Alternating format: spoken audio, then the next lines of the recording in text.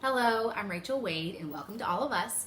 All of Us is a place where women of faith can recount their only God moments and their stories so that we can realize that we're not alone in our walk. It's important for us to know that the connection to each other and the connection to Jesus is so important in our walk here. So with that, I am interviewing my friend Anna today. Anna, welcome to All of Us. Thank you. If you could please introduce yourself to our family. Sure. I'm Analuisa. I am 33. I live in San Francisco for 5 years, and I'm from Brazil. Stay-at-home mom, and I try to work from home, like as much as you can with children. Exactly.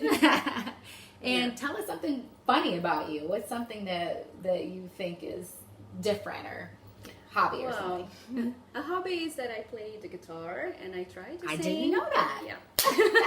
And I always say that you could understand Portuguese, you would think I'm really funny.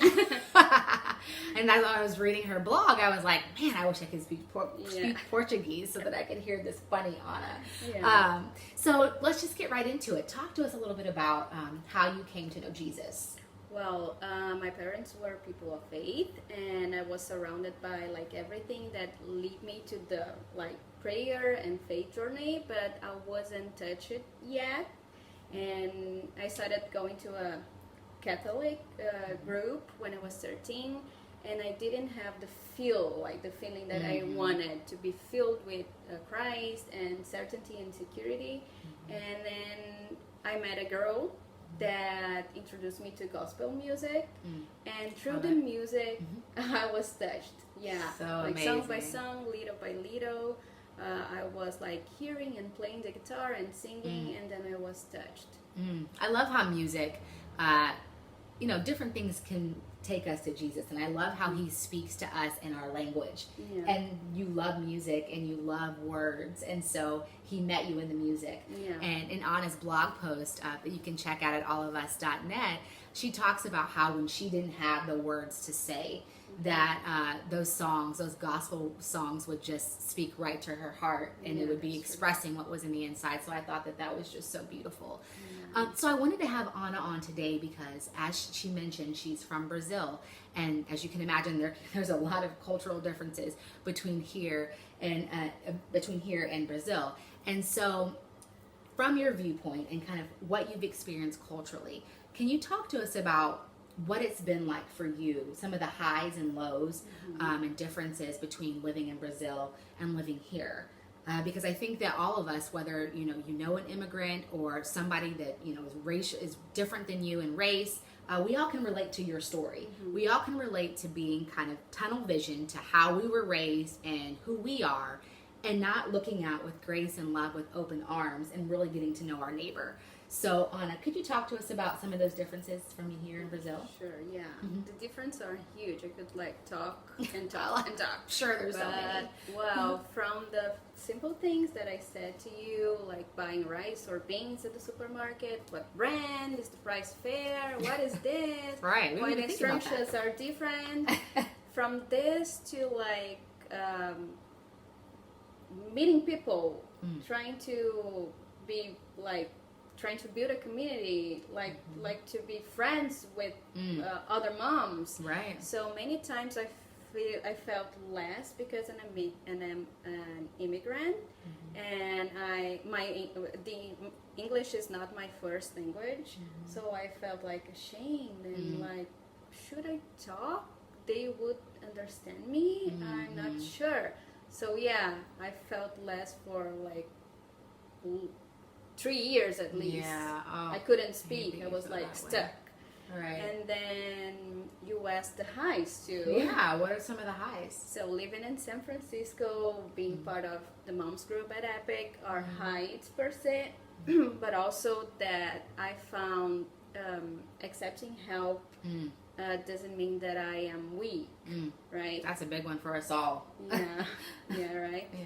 So I don't have family here. I have friends and acquaintances. So I had to accept help when I need. That's so good. Meal train we do here in San Francisco at our church at Epic, and it's such a beautiful way to love your neighbors and to not have to know them to serve them a meal in their time of need. And so I'm so happy that you felt blessed by that. Yes. I can imagine being from a different country that there have been times, and quite frankly, just a new mom, you know, in this country alone and not having family, that you've gone through feelings of isolation and loneliness. Can you talk to a little bit about that to us, and then how did God meet you in those moments? Okay. When Benjamin, my first son, was 3 months old, we moved to Philadelphia, and we hadn't no one to count on. We were like alone, and Leo would work for 12 hours a day, and I was alone with my baby, doubting my mothering and doubting myself, like on everything. So I was alone, lonely, and anxious. And well, first thing what should I do? Should I pray? I was weak. I couldn't pray. I had postpartum depression, not knowing what was that. And then like God came and said like to Leo, go to Brazil, receive some love there. You need to be open and receive love and be reassured. And then after that we moved back to San Francisco. Wow. So he's provided. Yeah. And that's been so cool. In your blog, you mentioned how, you know, I asked you, do you believe that God is our provider? He's our Jehovah Jireh. And you said yes. Yes. And I'm sure you have so many stories about how he's provided.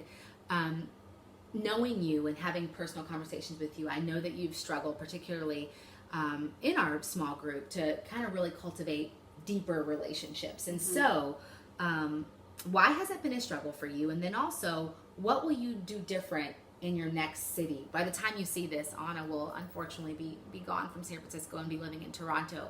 But what will you take from here that you've learned and do differently there, as you know that, you know, cultivating friendships and relationships are important? First of all, I always had the feeling that I wasn't good enough. My English wasn't good enough. I couldn't communicate. I had like the fear of not being loved and not being accepted. So you told me once that you should be what you are. And I was, okay, but how? So I would try to be who I am. Try my best to speak the best English I can that I know. Your English is great. Oh, thank you. It's not perfect, and I try to be perfect. And we're not perfect in other ways either. Yeah. You know. I know. But well, this fear like moves me into a place that I think that I have to be perfect to be loved, to like earn a friend. Yeah. And I don't want to feel that anymore. Yeah. So I'll try to find a group, a support group, a Rachel there. Oh, girl. Yeah. You're so sweet. I think that, I mean, we can all find ourselves in your story because we have feel those moments where we feel like things have to be perfect.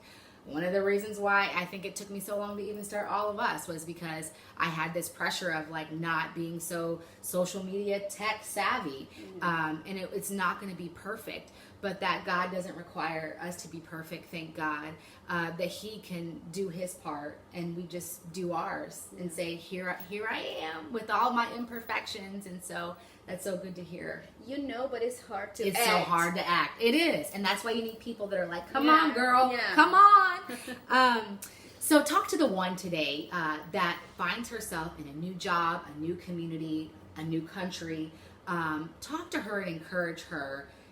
What would you say to that woman? And at the same time, Anna, I want you to tell us if we find ourselves on the other side of that. So we're welcoming that person into our communities. What can we do to welcome that person? So to the women, respect yourself, respect your time, but at the same time, try to step out your comfort zone. As for let's grab a coffee. Try your English, the best you can. And for you, I would say don't give up on the person. She's probably with fear and afraid, overwhelmed. Just don't give up. Be patient, loving, grace-filled. So finish these statements for us, Anna. God is never gonna let me down. God's love for all of us is powerful. And all of us are better when we listen and understand each other with an open heart. So good. Thank you for being on All of Us today. Thank you. To hear more of Anna's story and to hear just more about her experience here in San Francisco and what it's been like as an immigrant here and how to love your neighbor better, visit us at allofus.net. That's OLIVEUS.net. Thank you, and we'll see you next time. Bye.